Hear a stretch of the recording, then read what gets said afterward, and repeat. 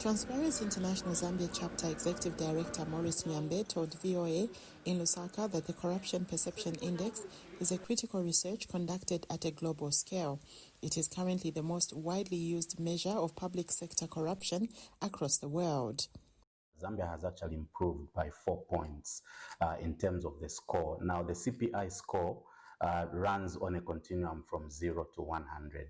And basically, the simple explanation is that 0 means you are very bad in terms of corruption, the worst of the worst.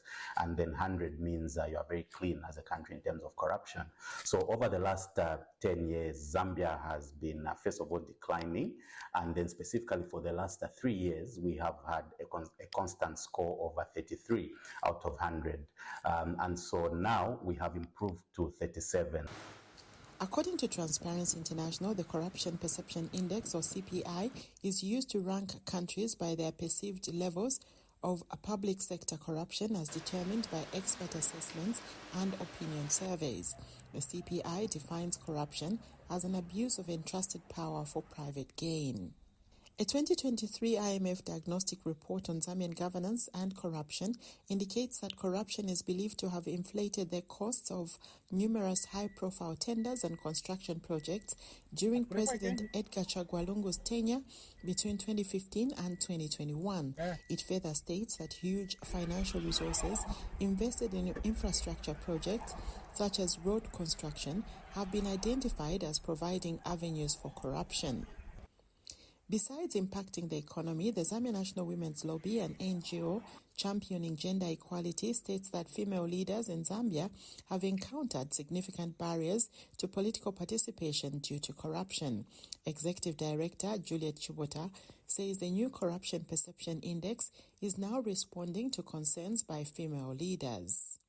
It's now responding to what we have been advocating for. We have been advocating for corruption to reduce so that women operate freely in an environment which is corruption-free. Because corruption reduces the number of women to participate in leadership and governance processes. Felix Nkulukusa, Zambia's Secretary to the Treasury, reiterated his government's commitment towards the fight against corruption at a recent meeting in Washington. We have established the interagency collaboration for asset recovery, where in addition to the Anti-Corruption Commission, we have identified about 21 institutions, some of them in the law enforcement, others in other areas that are collaborating together to try and recover all the assets that have been gotten through corruption. Critics of President Hakainde Hichilema have charged that arrests on corruption allegations have only been targeting political opponents, describing it as a witch hunt of the previous regime. The Zambian president insists that the fight against corruption is not meant to victimize his political opponents. In 2022, Zambian authorities set up the Economic and Financial Crimes Court to fast-track corruption cases. No convictions have been secured thus far.